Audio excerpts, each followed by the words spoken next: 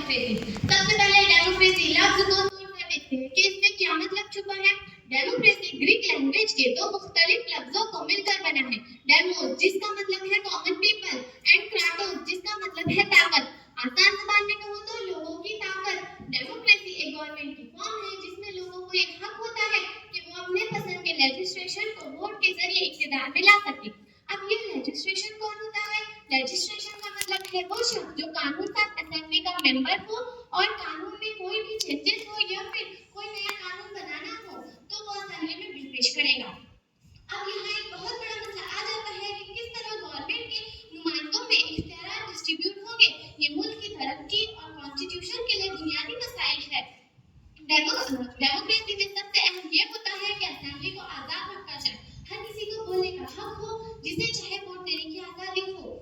जिंदगी के बुनियादी हुकूक का यकीनी होना, मसलन रोटी, कपड़ा, मकान। माइनॉरिटी के हुकूक का ख्याल रखना।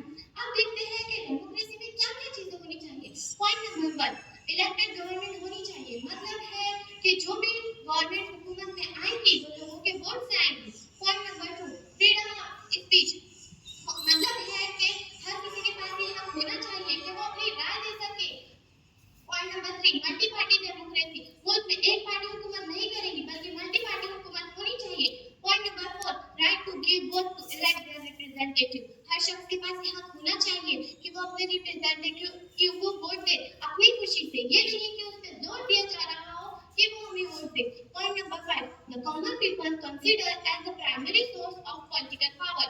आम लोगों की वजह से ही पॉलिटिकल पार्टी होती है। मतलब है कि लोग ही गवर्नमेंट बनाते हैं। अमेरिका के एक मशहूर प्रेसिडेंट अब्राहम लिंकन का कहना है, democracy government of the people, by the people, for the people. अवाम की हुकूमत, अवाम की तरफ से हुकूमत, अवाम के लिए हुकूमत। अवाम की हुकूमत का मतलब हुआ कि अवाम जिसे ज्यादा वोट देगी उसी की हुकूमत बनेगी।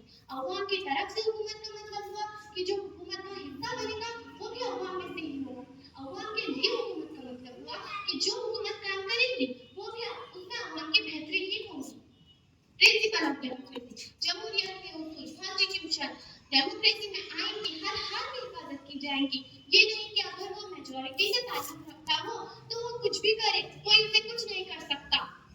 फ्री इलेक्शन, मुल्क में ट्रांसपेरेंट इलेक्शन होंगे। मतलब कोई भी वोट पैसे, जात या फिर जोर जबरदस्ती से नहीं दिया जाएगा। अवाम जिसे चाहे वोट करे, ना कि लालच में या फिर किसी डर से वोट दे। आई होप आप डेमोक्रेसी को समझ गए होंगे। डेमोक्रेसी से अहम कौन सी चीजें हैं।